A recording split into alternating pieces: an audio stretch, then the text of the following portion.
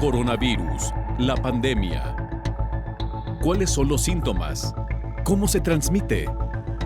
¿Qué puedo hacer para protegerme y prevenir la propagación de la enfermedad? Nuevo padecimiento que ha encendido las alarmas de los sistemas de salud. Coronavirus, la pandemia. ¿Qué tal? ¿Cómo le va? Bienvenido a un programa más de Coronavirus, la pandemia. Le recordamos que este programa es una producción de la Universidad de Guadalajara que se transmite desde el foro de Canal 44, La Señal de Todos, y que llega a México y al resto de América Latina gracias a la señal de las televisoras públicas que se suman a esta emisión. Queremos saludar también con el gusto de siempre a nuestra audiencia en Radio Universidad de Guadalajara e invitarles para que se queden con nosotros a lo largo de la siguiente hora. Hoy estaremos hablando de los pacientes con COVID que llegan tarde a recibir atención con grados de gravedad pues ya altos, en los que en algunas ocasiones ya hay poco que hacer. Hoy le diremos cuándo es el momento oportuno, qué signos tomar en cuenta y cuándo sí es conveniente quedarse en casa, obviamente bajo vigilancia médica, y cuándo es indispensable ya trasladarse a un hospital. Alertan especialistas que un gran porcentaje de pacientes con COVID están llegando demasiado tarde a los hospitales, por lo que ante lo avanzado del padecimiento, lo que le comentábamos, se les tiene que canalizar de inmediato a terapia intensiva. Actualizar los nuevos síntomas y pedir a los adultos que se sientan mal no retrasar la visita al hospital, además de monitorear al grupo de riesgo, son formas de evitar que los pacientes con COVID-19 lleguen tarde a solicitar atención. Como le comentamos ayer, los casos de COVID-19 están fuera de control en las universidades de Estados Unidos. Investigadores de la UNAM también diseñan un método para detectar COVID a través de la saliva. Y hoy viajaremos a Chile y a Honduras. Nos quedamos en el continente americano. Nuestros compañeros reporteros nos estarán presentando sus informes. Iniciamos, como es costumbre, con la pieza introductoria de nuestra compañera Isaura López Villalobos, la atención médica a tiempo, indispensable, fundamental en estos tiempos de COVID. Confundir una gripe con COVID-19 es una alerta. Los síntomas por el nuevo coronavirus son diferentes, que agrava la salud de forma paulatina con cuadros clínicos muy problemáticos. Se puede tener una gripe sin fiebre, pero agregar dolor de cabeza, pérdida del olfato, dolor muscular, tos, dolor de garganta y presión torácica son signos de alarma para recibir atención médica. El tiempo vale oro. Aunque algunos pacientes necesitan muy poca atención por los síntomas leves que cursa, aún así requiere de la atención médica para controlar los signos vitales y los niveles de oxigenación. La vigilancia de un especialista es esencial para mantener la hidratación. El paciente con COVID-19 debe mantenerse bajo observación para evitar que empeore su salud y estar alerta en caso de que aparezcan nuevos síntomas que pudieran ser alarmantes, como el presentar insuficiencia respiratoria o cardiovascular. La COVID-19 reacciona diferente en cada organismo, con o sin alguna comorbilidad. Algunos necesitarán hospitalización en caso de que comience a agravarse. El nuevo coronavirus causa más que una enfermedad respiratoria, puede atacar el cuerpo entero, dejando en algunos casos secuelas respiratorias o fatiga prolongada, que a decir de los especialistas puede tardar un tiempo su recuperación. La tardanza en llegar a un hospital ante estos signos graves puede ser letal o, en su caso, presentar daños irreversibles en algún órgano. En particular, las personas con diabetes, hipertensión, problemas cardiovasculares son mayores los riesgos. Aunque el propio sistema de salud menciona que en casos leves puede cursar la enfermedad del nuevo coronavirus, en sus hogares se requerirá de un médico para estar revisando los niveles de oxigenación. En algunos países, las llamadas de emergencia han aumentado, principalmente por dificultad para respirar y dolor de pecho. Lamentablemente, en algunos casos, la persona falleció en su domicilio sin alguna asistencia médica. Desde el brote de la pandemia ha ido cambiando los síntomas. La enfermedad transmitida vía aérea de persona a persona es mucho más crítica. Aunque se curse con COVID-19 de forma leve, puede llegar a presentar diferentes reacciones que posiblemente requerirá de hospitalización. Ante cualquier síntoma respiratorio y dolor abdominal, de pecho, fatiga, muscular y confusión, acudir al hospital para prevenir desencuentros por COVID-19 sin esperar al resultado de una prueba de laboratorio para SARS-CoV-2. Informó Isaura López Villalobos. Vamos a la sede de la Organización Mundial de la Salud en Ginebra, Suiza, donde nuestro compañero Antonio Broto, quien por cierto regresa después de un periodo de descanso, nos presenta el informe. Antonio, qué gusto saludarte de nueva cuenta. Adelante con la información. Hola, ¿qué tal? Buenos días, Belén. Buenos días a todo el auditorio de Canal 44.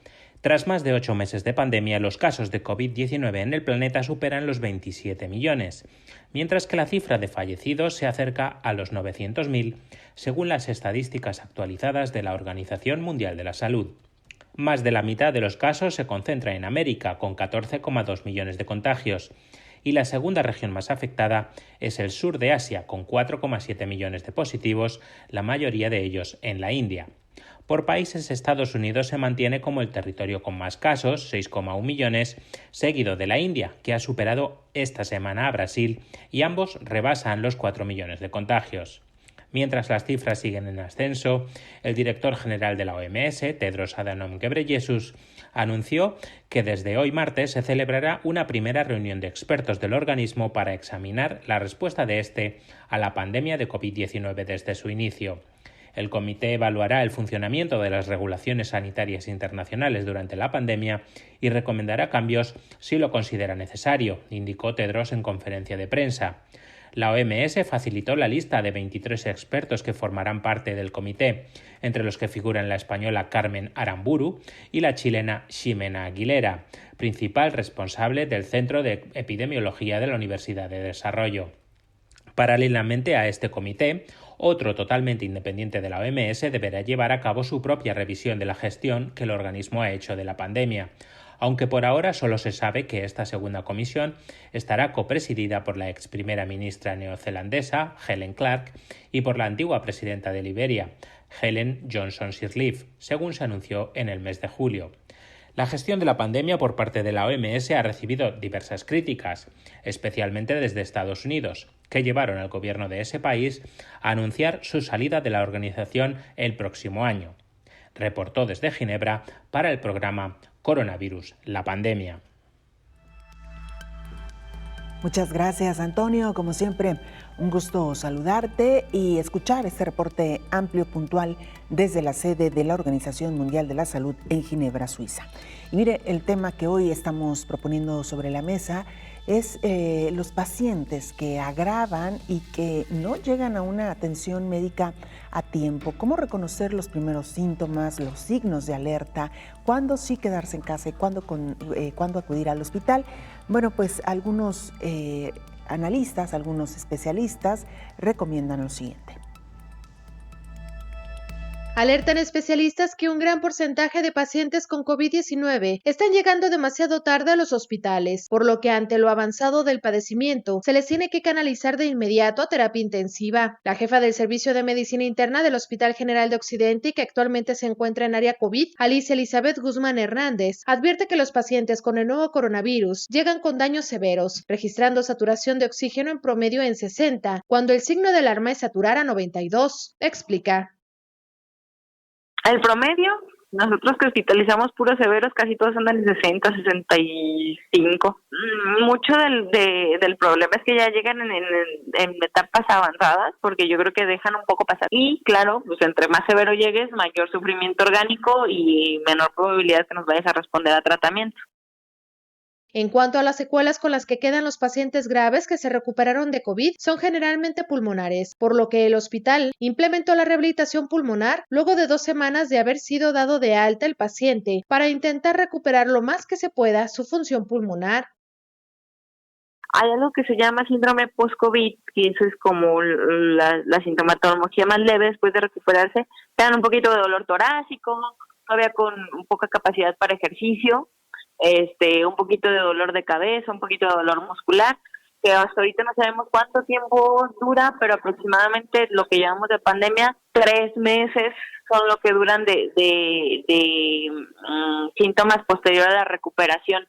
Y bueno, pues mucho hay que enfocarnos en que queden con las menores secuelas pulmonares posibles.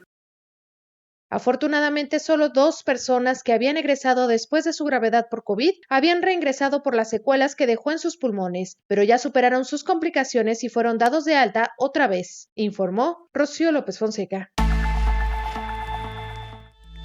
Saludamos en esta mesa de trabajo al infectólogo Héctor Raúl Pérez Gómez. Doctor, bienvenido, como siempre. Muchas gracias, Belén. Buen día. Gusto saludarte. Igualmente, doctor, ¿cuáles serían los principales signos de alerta que un paciente debería de tomar en cuenta para decir, me quedo en casa o voy directamente a un hospital? El más importante es la dificultad para respirar. Frecuentemente los pacientes que están en casa ya han iniciado la estrategia de monitorear su oximetría de pulso y eso ayuda mucho porque es una variante que representa gran utilidad para tomar una decisión al respecto. Por ejemplo, los pacientes que empiezan a tener saturaciones por debajo de 92 son pacientes que idealmente deben empezar a recibir oxígeno por lo menos a través de puntas nasales o a través de una mascarilla reservorio. Si estos pacientes mejoran su oximetría, son pacientes que pueden seguir monitoreándose desde casa. Habitualmente existe algún profesional de la salud llevando de la mano a este tipo de pacientes que han tenido monitoreo domiciliario. Y esto ha ocurrido en todo el mundo, De otra manera, incluso serían insuficientes los hospitales. Si de suyo lo son, frecuentemente lo han sido durante la pandemia, serían insuficientes las camas de hospital. Por otro lado, el paciente que ha empezado a recibir oxigenoterapia, probablemente a 3 litros por minuto, incluso 4 litros por minuto, no logra tener mejores oximetrías, eso empieza a ser un indicador para que se considere la posibilidad de acudir a hospitalización. Si el paciente ha tenido un monitoreo muy acompañado por un profesional de la salud experto en el área, podrá entonces tener el mejor consejo de en qué momento desplazarse a recibir atención hospitalaria. Pero, por ejemplo, un paciente que a pesar de tener 5 litros por minuto utilizando un tanque o un concentrador de oxígeno no logra tener saturaciones por arriba de 90, es un paciente que tiene que irse al hospital inmediatamente. Número 2, un paciente que no tiene un monitoreo con oxímetro en su casa, un paciente que solamente ha tenido, digamos, el monitoreo de su sintomatología, un motivo inmediato de acudir al hospital es dificultad para respirar. Si el paciente empieza a tener, por ejemplo, más de 25 respiraciones por minuto, la sensación de opresión torácica y de que el aire falta, es un paciente que debe trasladarse de forma inmediata al hospital. Otros motivos de acudir a recibir atención al hospital, bueno, si quieres. Vamos a la pausa, doctor, ¿me permite? Con mucho gusto. Y regresamos. Los vamos dosificando y regresamos porque quizá haya también algunas preguntas respecto a este primer signo de alerta, doctor. ¿Cómo no? Vamos a hacer una pausa muy breve, usted no se vaya, regresamos con mucho más a este programa especial de coronavirus, la pandemia.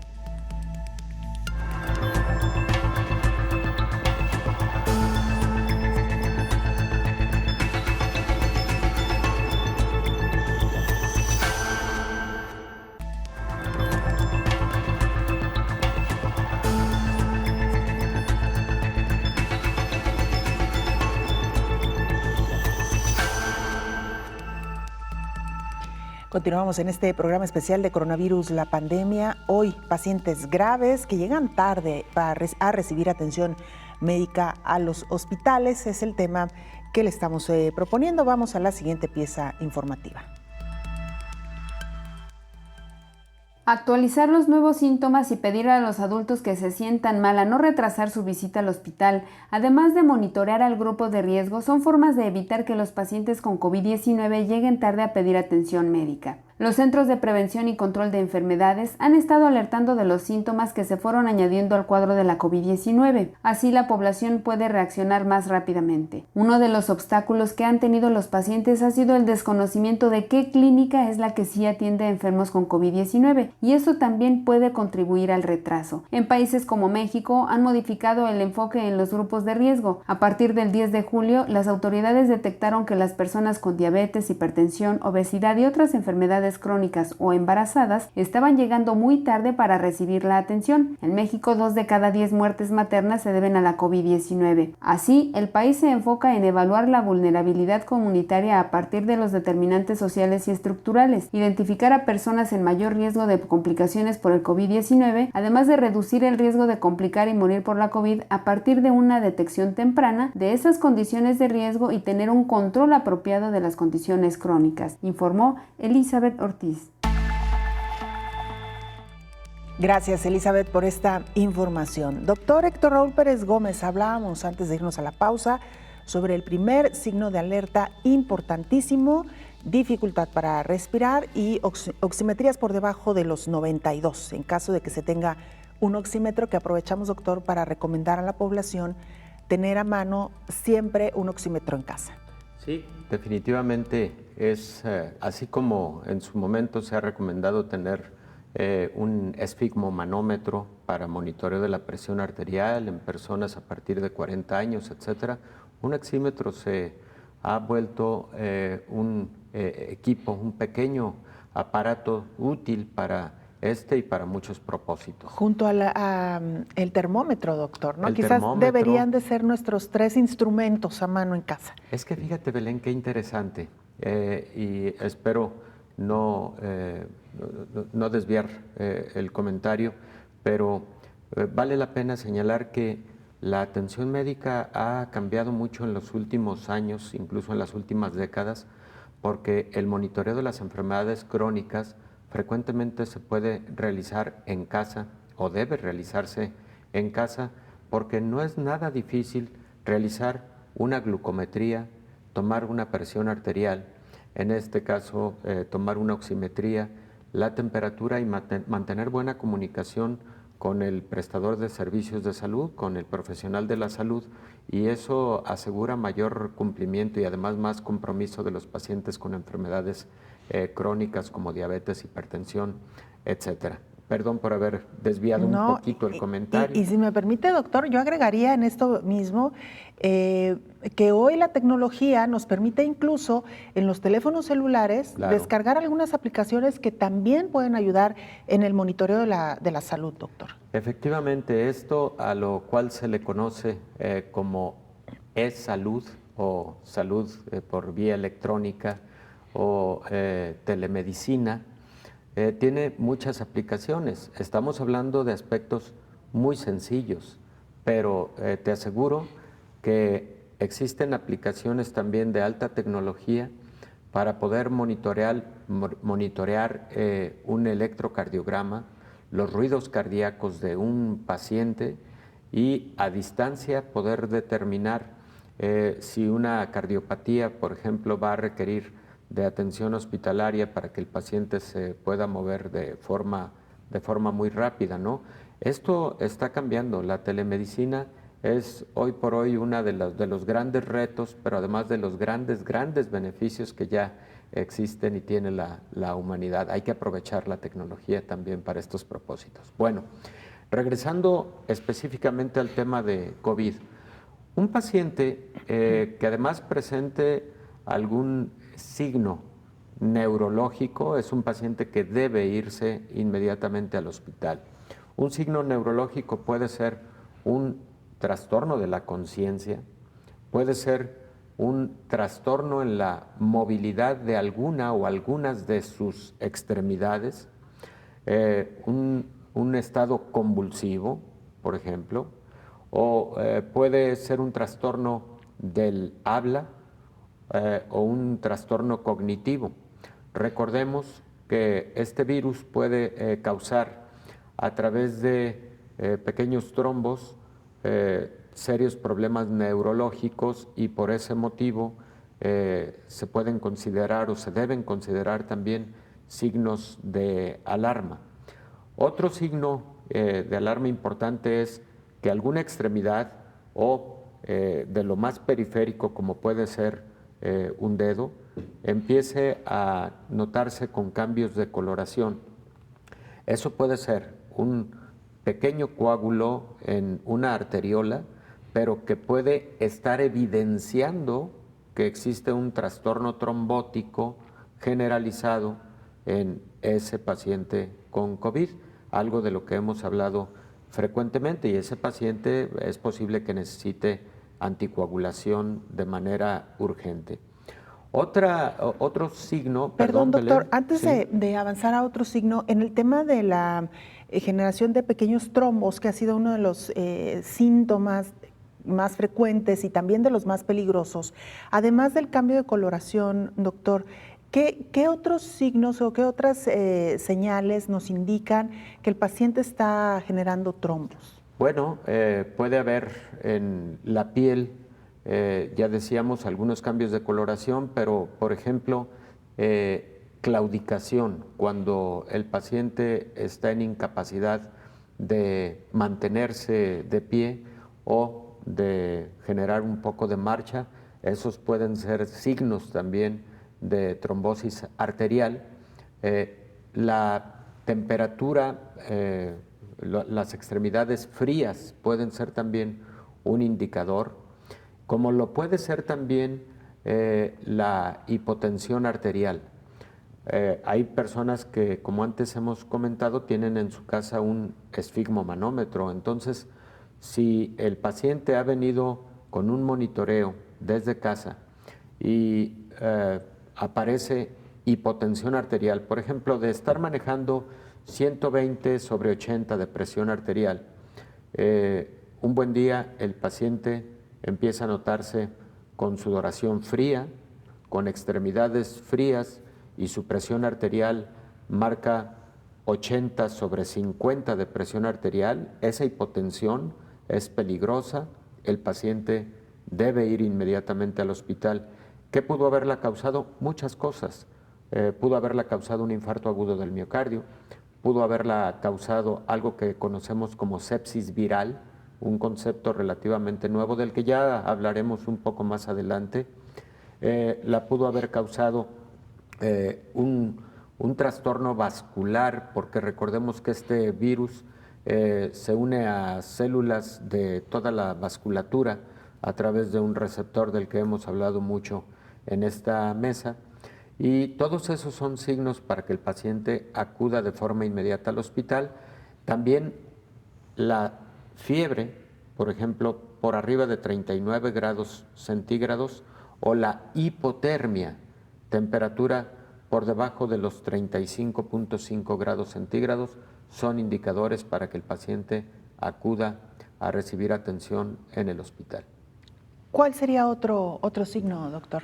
Bueno, Belén, cuando un paciente está perfectamente estable durante varios días y empieza a tener, por ejemplo, manifestaciones gastrointestinales súbitas, con mucha diarrea, con vómito, lo cual también es parte del cuadro clínico de COVID, y este paciente no logra tener una rehidratación por la vía oral, debe acudir a recibir atención hospitalaria, porque seguramente habrá de requerir hidratación por vía endovenosa y control de la diarrea a través de medicamentos intravenosos probablemente. Luego ocurre que también los pacientes con COVID pueden sufrir algo que se conoce como sepsis secundaria. ¿Qué es la sepsis secundaria?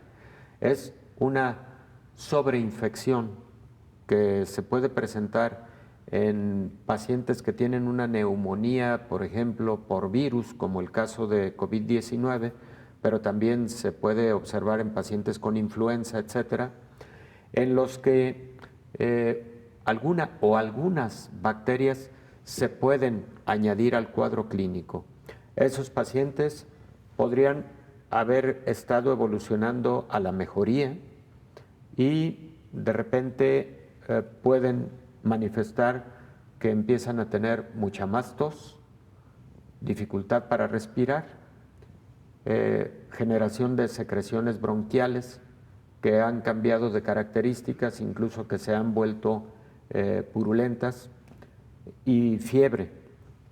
Eso puede ser un indicador de que lo que originalmente era una neumonitis intersticial por COVID y que llevaba un buen control de manera ambulatoria, ahora va a requerir hospitalización porque posiblemente se trata de una neumonía mixta en donde ya están participando bacterias y en donde el paciente debe recibir antibióticos por vía endovenosa. Todos esos son factores, pero creo que la principal reflexión a la que debemos ir con toda esta información es el paciente que ha decidido, bueno, y no porque lo haya decidido el propio paciente, sino porque ha recibido esta recomendación de parte de profesionales de la salud, llevar un monitoreo en su casa y estar en comunicación con ese profesional de la salud. Debe haber mucha disciplina en ese aspecto del monitoreo. El paciente comunicar cualquier hallazgo y de igual manera debe tener, pero perfectamente delineados cuáles son los signos de alerta para acudir de forma inmediata en caso de que alguno de estos se presente a recibir atención hospitalaria. Así es, doctor. Vamos a regresar después de la pausa para dar algunas recomendaciones de cuál puede ser la ruta que se tenga que seguir en caso de que un paciente ya esté agravando en casa. Doctor, lo escuchábamos en algunas de las piezas de nuestras compañeras, cómo incluso antes se puede prevenir qué sucedería si algún integrante de la familia presenta síntomas graves. Con esto regresamos después de la pausa.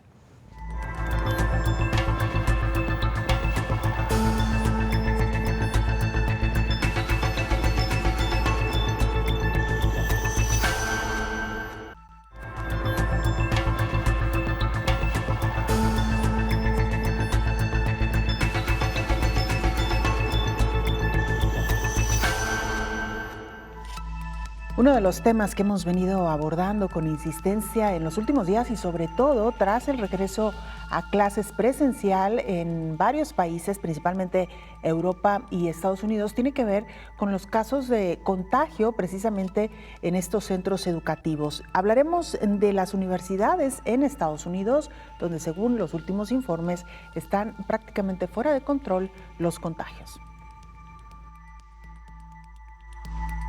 Reportan universidades estadounidenses más de 51,000 infecciones del nuevo coronavirus desde el inicio de la pandemia, pero los centros educativos han visto una aceleración en la propagación desde el mes pasado, cuando regresaron a clases. En los últimos días, los casos de COVID-19 registraron una incidencia por arriba de 20 por cada 100,000 habitantes, cifra que a mediados del mes pasado era de 11 infecciones. A pesar del aumento de contagios, no ha habido una alza en las muertes en las comunidades universitarias, según el registro de las autoridades de salud, lo que sugiere que la mayoría de los enfermos son jóvenes, quienes tienen menos probabilidad de fallecer que las personas mayores. Sin embargo, se corre el riesgo de que los estudiantes infectados formen parte activa en la propagación del nuevo coronavirus por toda la comunidad. Y es que los alumnos han abarrotado bares y negocios sin usar mascarilla ni guardar sana distancia. Los epidemiólogos advirtieron que incluso con un rastreo de contactos excepcional, sería difícil contener completamente el virus en sus campus universitarios, donde los estudiantes compran, comen y beben, y donde los residentes locales trabajan. Las universidades han tomado medidas disciplinarias ante el incremento de los casos contra aquellos que infringen las reglas para contener la propagación de la COVID-19, informó Rocío López Fonseca.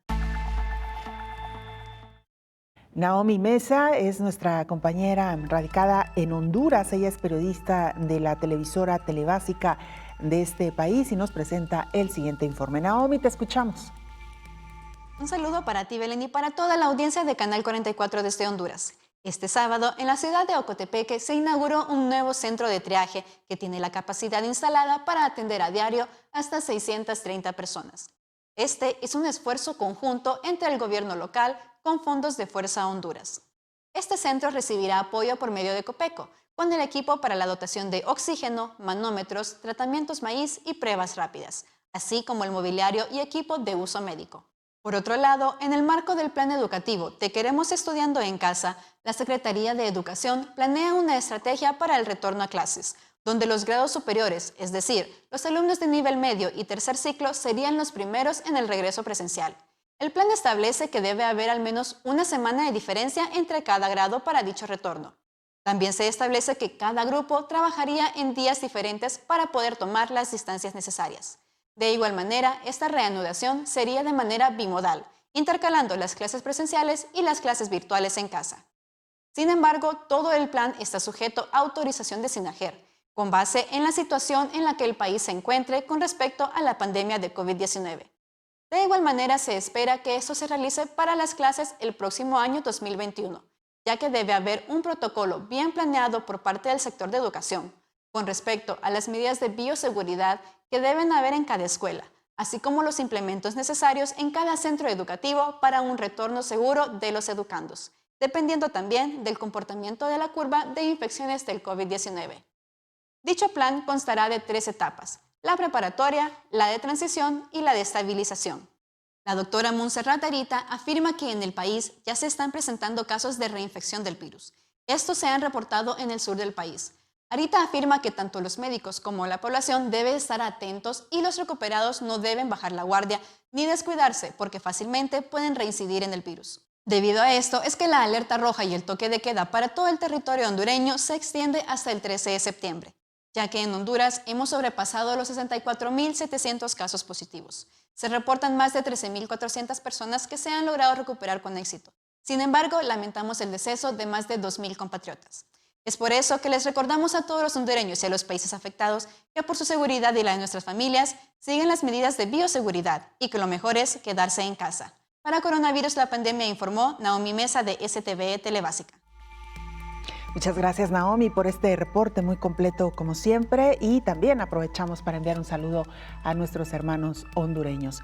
Doctor Héctor Raúl Pérez Gómez, hablábamos antes de irnos a la pausa de cuáles son algunos de los signos de alarma, de alerta en o sus familiares deberían de poner atención antes de decidir si ir al hospital o no. Y como lo decía usted, siempre de la mano de un profesional de la medicina. ¿Qué opciones o qué aspectos debería de considerar una familia en caso de que un paciente enfermara a manera de prevención? Me refiero, doctor, identificar hospitales, asignar incluso algún cuidador de esta persona en caso de que se tenga que quedar en casa. ¿Cuáles son algunos de los aspectos que deberían de tenerse ya planeados incluso antes de que cualquier miembro de la familia haya enfermado? Bueno, efectivamente, Belén, creo que ante una crisis de pandemia como esta se deben planear muchas cosas, incluso en las familias que por fortuna no hayan sido afectados por COVID-19. Y esos aspectos de planeación deben incluir qué hago en caso de una situación de gravedad, qué hospitales son los que están brindando atención a pacientes con COVID, cuáles de estos están más cerca de mi casa, cuáles de estos brindan atención de orden público, cuáles de carácter privado, tener identificados números telefónicos para recibir la asesoría y el acompañamiento adecuados, tener perfectamente claro cuál podría ser la ruta a seguir para que mi paciente sea recibido de manera más expedita, más rápida, para que mi familiar reciba una atención urgente. Aquí, Belén, yo creo que algunos sistemas de salud, particularmente europeos, hicieron algunas modalidades de dar la información en tiempo real a la ciudadanía para la disponibilidad de camas y de camas para pacientes críticos a través de aplicaciones, por ejemplo, en teléfonos celulares. Eso es algo muy valioso, porque luego puede ocurrir que un paciente no encuentre espacio en un hospital. Evidentemente, si viene con tal nivel de gravedad, se recibirá para estabilizarse, pero seguramente luego tendrá que ser trasladado a otra institución, a otra unidad hospitalaria. Sin embargo, qué bueno que todo mundo pudiera acceder a través de un teléfono celular a la disponibilidad de estas camas y no dar un paso en falso y acudir de manera directa a donde hay una cama disponible. O que a través de una llamada telefónica una central le señale a qué hospital puede acudir y en cuál será recibido en pocos minutos.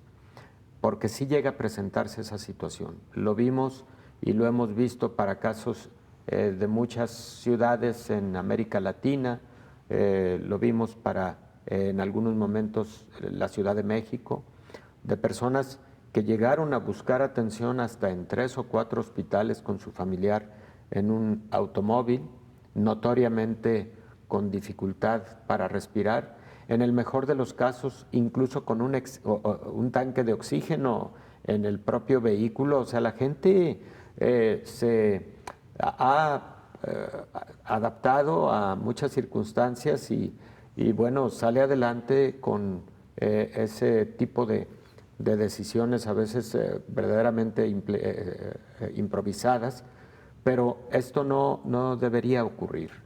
Mejor planeación y sobre todo un sistema de información en tiempo real de disponibilidad de camas. Esto de los hospitales que menciona, doctor, es muy importante, tener ubicado el hospital público, el hospital privado más cercano, pero que asegurarnos que sea un hospital que está atendiendo y recibiendo a pacientes de COVID, los traslados también, tener a mano el número de algún servicio de taxi o si tenemos un vehículo en casa, bueno, tenerlo perfectamente también disponible para el caso. Y lo queremos decir así, doctor, porque estamos hablando de una enfermedad que en algunos casos evoluciona de manera muy rápida. Muy rápida. No es un asunto de, me parece a mí, de exageración, sino de tener una ruta planeada, porque esta enfermedad nos ha enseñado que un paciente puede estar estable y de un momento a otro tenemos que reaccionar. Y lo que usted decía es muy importante, doctor, la improvisación nos puede quitar tiempo valioso al momento de trasladar o de llevar a un paciente grave al hospital. Decía, el traslado, tenerlo ya perfectamente identificado y también, doctor, algunos digamos, elementos que nos van a servir en algún momento y quisiera hablar el caso de la oxigenación suplementaria, que podemos incluso disponer en casa. A lo mejor el paciente no está tan grave, pero sí tiene oximetrías bajas y quizás se pueda resolver suministrándole oxígeno en casa. Lamentablemente, hay que decirlo también, estamos hablando de recursos. No toda la gente tiene la posibilidad económica de poder tener su propio tanque de oxígeno o algún instrumento que le sirva para oxigenar mejor. Pero en caso de que sí, doctor, tener a lo mejor un teléfono de alguna unidad que suministre oxígeno, no sé, ahí seguro, obviamente usted sabe más de esto, doctor. No, por supuesto, eso es importante porque además se han abarrotado estos servicios y hay que decirlo, en algunos momentos, en algunas ciudades ha ocurrido que un tanque de oxígeno tiene tiempo de espera. Un concentrador de oxígeno no lo consigues de forma inmediata por la alta demanda que han tenido estos recursos en presencia de COVID-19. También hay que señalar que en algunos lugares se han implementado espacios de atención para pacientes no graves.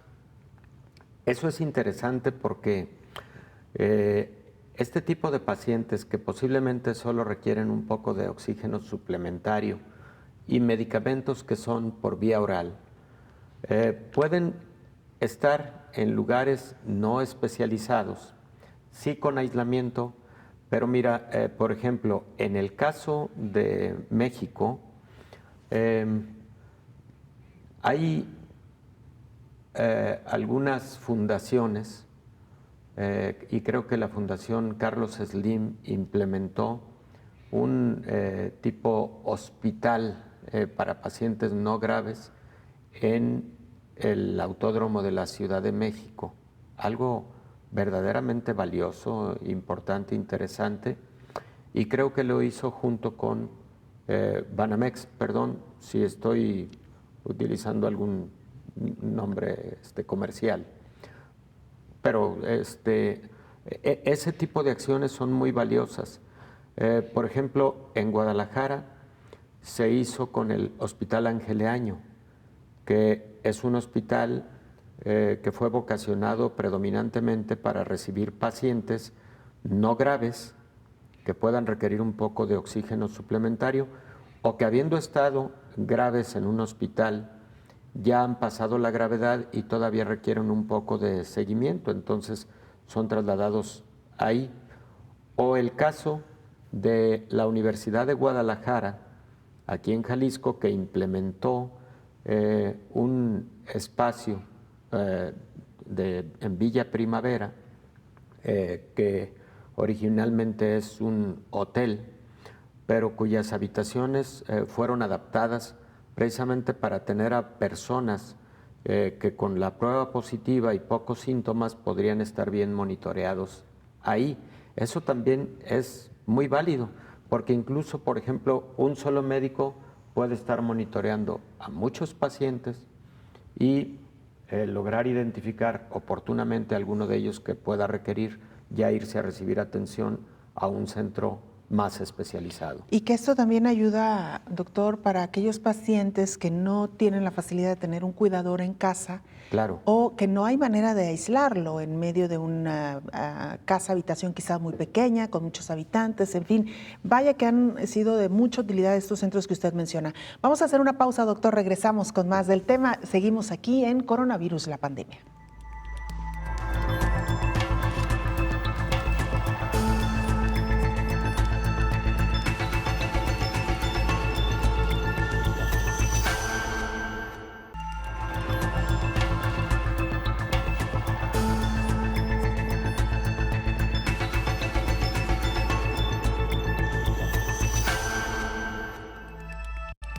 En esta carrera por encontrar los suficientes elementos que nos ayuden a hacer frente a COVID-19, investigadores de la UNAM diseñaron un nuevo método para detectar COVID a través de la saliva.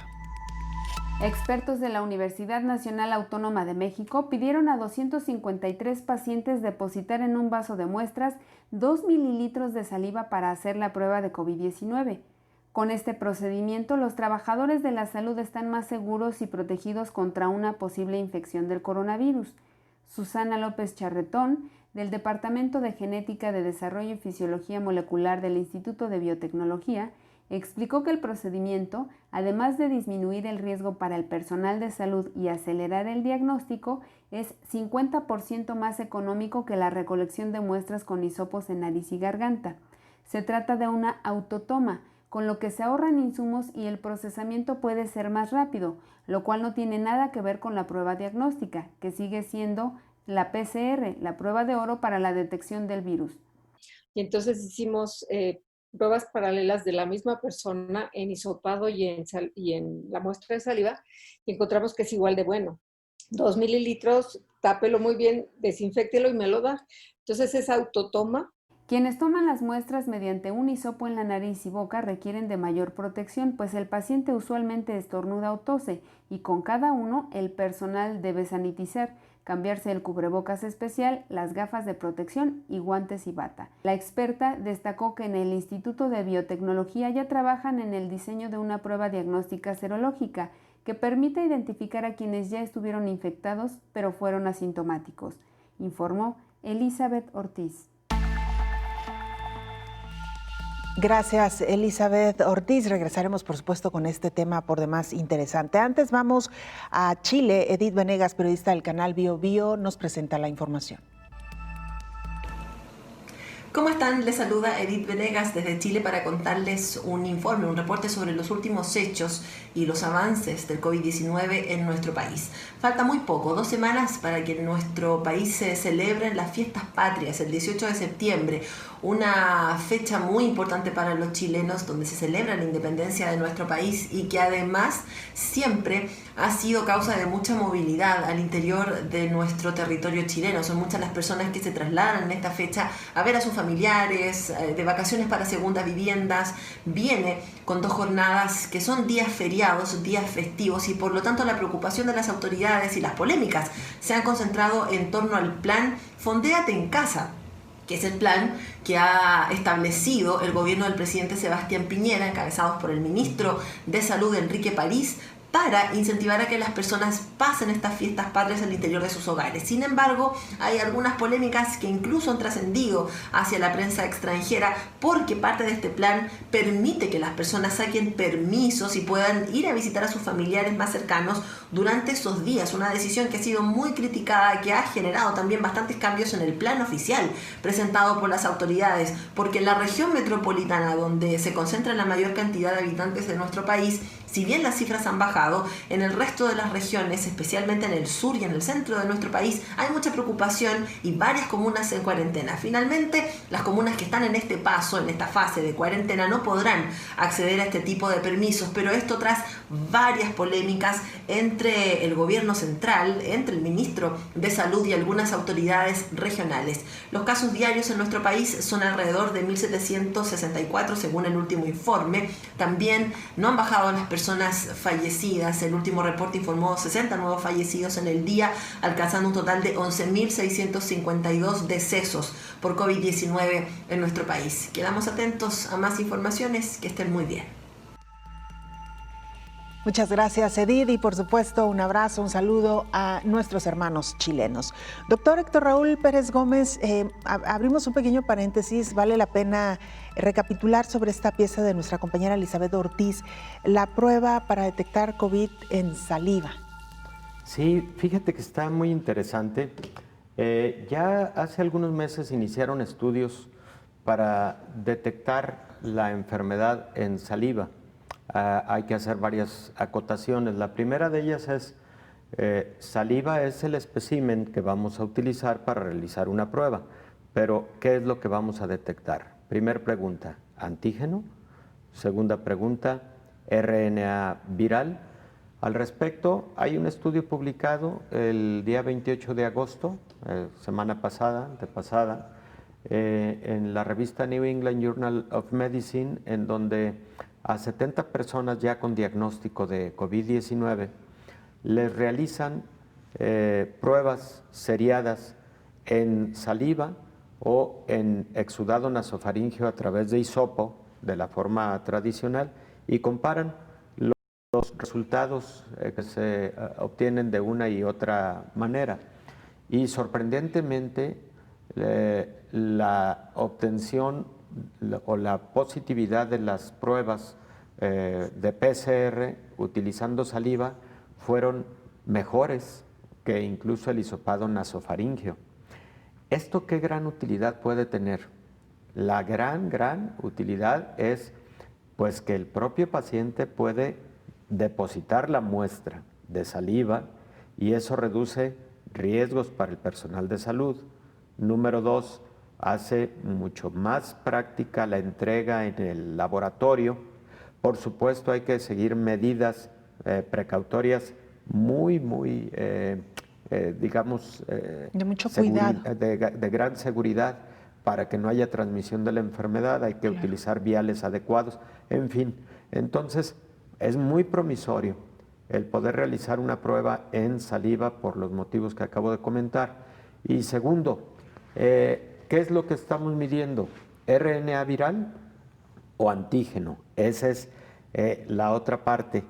Cuando hablamos de antígeno podemos tener un resultado muy rápido, en menos de media hora. Lo que vi en las imágenes de la UNAM pareciera una prueba de antígeno. Y yo he dicho en esta mesa muchas veces que a esta pandemia le ha hecho falta una prueba ideal, que sea más rápida y que sea equiparable en sensibilidad y especificidad a la PCR. Y esa puede ser una prueba de antígeno que, por cierto, ya hay 2 o 3 compañías en México introduciendo pruebas de antígeno muy interesantes que pueden ayudar a más rápido hacer la detección, a que no haya necesidad de un equipo tan sofisticado para el diagnóstico como lo requiere la PCR. Y número 3, que permita entonces actuar en el tratamiento de manera mucho más rápida y en cortar cadenas de transmisión. Veo muy promisorias las pruebas de antígeno, que pueden ser en exudado nasofaringeo, como es la prueba de influenza que se realiza en la actualidad, o que eventualmente podrían también desarrollarse en saliva. Doctor, muy brevemente y para que nuestra audiencia nos vaya siguiendo, ¿cuál es la diferencia entre una prueba que detecta el virus, que es el caso de la PCR, y estas pruebas a las que usted ha hecho referencia, que lo que identifican no es el virus, sino los antígenos? Bueno, lo que pasa es que en la PCR también detectas una parte del virus. En estricto sentido no estás detectando al virus completo, estás detectando algunos componentes del RNA viral, sobre todo algunos genes del RNA viral. Y en el caso de las pruebas de antígeno, lo que estás detectando es una de las proteínas del virus. Pero lo que estás detectando es algún componente del virus. En cambio, las pruebas de anticuerpos no están detectando un componente del virus, sino un componente de la respuesta inmune que se genera por parte del paciente ya habiendo transcurrido muchos días del inicio de la infección, frecuentemente entre 10 y 15 días para los anticuerpos IgM y hasta 30 días para los anticuerpos de tipo IgG. Entonces, por eso son interesantes las pruebas de antígeno y las pruebas de PCR. Porque digamos que detectan la etapa más temprana de la enfermedad. Y los anticuerpos, pues es solamente para saber si tuvimos o no la enfermedad, doctor. Casi, ¿no? Efectivamente, salvo que si tienes detección de anticuerpos IgM, tú dices la enfermedad está activa o ocurrió hace muy poco, reciente, pero tampoco puedes asegurar categóricamente que esté en ese momento virológicamente el paciente con replicación del patógeno. Pues muy interesante, doctor. Nos quedan apenas un par de minutos para despedirnos y una conclusión sobre el tema central de este día. Los pacientes que enferman de manera grave y llegan tarde al hospital porque no atendieron algunas señales o por algo muy importante, doctor, decisión personal de no ir a un hospital. Qué importante. Hay muchos pacientes que con criterios de ir al hospital no quieren ir al hospital. Y no quieren ir por múltiples motivos. Uno de ellos es su pensamiento de que ir al hospital es sinónimo de intubación endotraqueal y ventilación asistida con un equipo. Y la situación es que muchos de ellos consideran que ir al hospital es despedirse de la familia y tener muy pocas posibilidades de regresar con vida. Hay pensamientos tan extremos como esto. Es muy importante explicarles lo siguiente. Ir al hospital no es necesariamente para ir a intubación endotraqueal. Ir a un hospital por COVID es para ser atendido de acuerdo a las etapas que los protocolos de atención tienen perfectamente delineadas. 1. Lograr que el paciente solo con oxígeno o con oxígeno a alto flujo logre mantener buenos niveles de oximetría. Número 2, que con medicamentos logremos reducir la tormenta de citocinas que provocan inflamación en múltiples órganos y sistemas, como es el caso de los corticosteroides. Número 3, identificar si el paciente está ante un síndrome inmunotrombótico que requiera la administración de anticoagulantes como heparinas o heparina de bajo peso molecular, etcétera, y con ello disminuir el riesgo de eventos graves a la función y la viabilidad de los órganos fundamentales, de los órganos más importantes.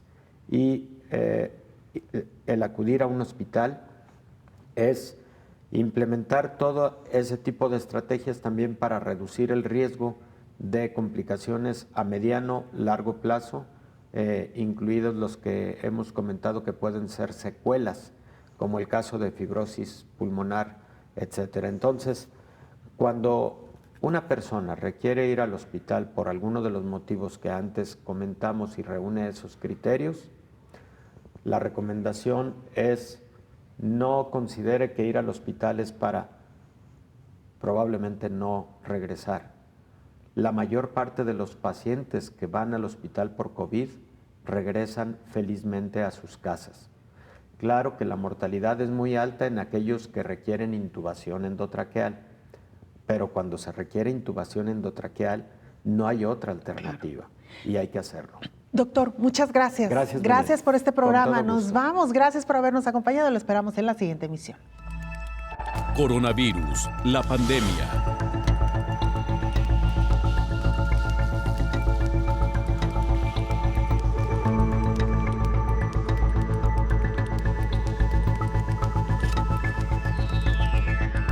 Coronavirus, la pandemia.